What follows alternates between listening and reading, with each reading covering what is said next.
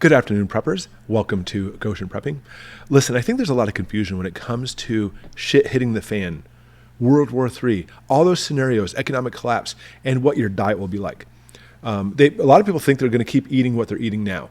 And when we talk about storing and stockpiling, obviously, without a doubt, you need to stockpile and store away things you're going to eat, things you like. But there's a big difference between having filet mignon, something you like, and actually having like ground beef, something you may like. You understand? So here's one of the biggest things we have. Like my wife and I, we're on keto, and we've lost a lot of weight. Even beyond losing weight, though, we feel amazing. Our inflammation is way down. I'm more active. It's like night and day. I am never going back. You know, some diets you're like, oh, I really want to splurge. I don't want to splurge. We've done that before, and we're like, we feel awful. But when it comes to keto, obviously, keto is a more difficult diet than eating anything you want, especially in today's processed food garbage that's actually for sale at the grocery stores. So, you know, we try to eat a lot of meat.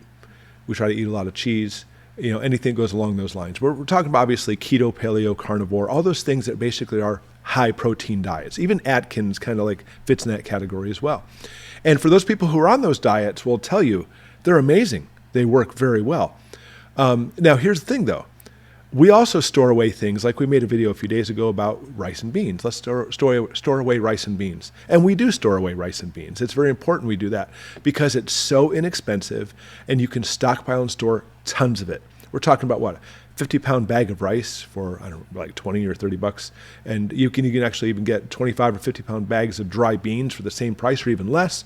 And they have all the essential amino acids in them to be able to sustain life. Because here is a first lesson you need to understand in this video is number one, when it comes to malnutrition, when it comes to problems, when it comes to your body, not having enough proteins is actually a big, big problem. And people will say all the time to me, oh, you know, you can actually, you have to have carbs in your diet. Simply not true. Understand, I'm a physician. I'm not simply just talking out my butt. You don't have to have carbs ever again.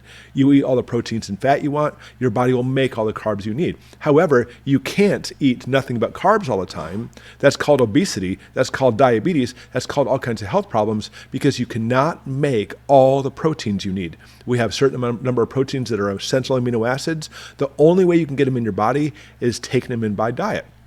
Now, if you're actually on a high protein diet, that's pretty easy. If you're on rice and beans, it can still happen too, because we mentioned before that beans have all the essential amino acids you need except for methionine, and rice has methionine. So rice and beans work well. But people argue and say, but hold on a second, rice has carbs. I know it does. We're not talking about living in current times where everything's happy and joyful. Obviously it's not. We're talking about when crap hits the fan. And when that happens, beggars can't be choosers. We're talking about major famine. Because understand in World War II, when it hit, and the population of the planet back then was like around 2 billion, 30 million people died from famine. 30 million people. So what's going to be like with this new World War III if and when it kicks in? You have to have the essential proteins. In fact, we even see in our current state, with boundless amounts of food available, all kinds of problems kick in when it comes to not having enough proteins. And it's called protein calorie malnutrition. Now, this one says protein energy malnutrition. It's the same thing. You're having a protein malnutrition. If you don't get enough proteins in your diet, it will actually cause some problems. Specifically, two problems, Kwashiorkor syndrome and marasmus. Now, I like this website because it does show this, a comparison between the two. I mean, it's not the best pictures in the world, but don't even worry about some of the different symptomology and signs that you'll see when it comes to each of these diseases. Let's go ahead and just look at the drawings. In Kwashiorkor syndrome, look at this. This kid is well fed. He's chubby, chubby legs, chubby arms. Now, we do have what's called a distended or swollen abdomen. That's because of not getting enough proteins. But why is he chubby all the way around? Because this kid's on a diet of like potato chips and garbage food, which is what? America, right? You know, we often see the distended abdomen. We used to not see this in America so much. But when you actually look in third world countries, here's what we see. Notice this kid is skin and bones, still has the distended or swollen abdomen. This distended or swollen abdomen in this case is a cardinal sign that this kid is deficient in proteins. So either you're deficient in proteins, but you're getting a lot of food, like garbage food, welcome to America, or you're deficient in proteins and you're not getting enough calories overall, and that's like third world. But either way, if you don't have enough proteins, you're going to end up, it's more than just having a distended abdomen, obviously, but you're going to have some serious medical states kick in, and that's obviously what we're talking about here. We're talking about major health concerns, organ failure problems, etc. So obviously not having enough proteins is, flat out speaking, catastrophic. So right now, my wife and I are happy on keto. We're doing very well. We're very healthy. But when crap hits the fan, granted, we're going to try to stay on keto as long as possible, but that's actually not the point. The point is now at this point, survival. Do you understand the difference? Because right now, what do they say? When you're actually trying to make it through rough times, you trim the fat. And that's what we're going to be talking about in this situation. Now, rice and beans, again, are still great. But again, we stockpile lots and lots and lots of canned food, specifically lots and lots and lots of canned meat and canned fish.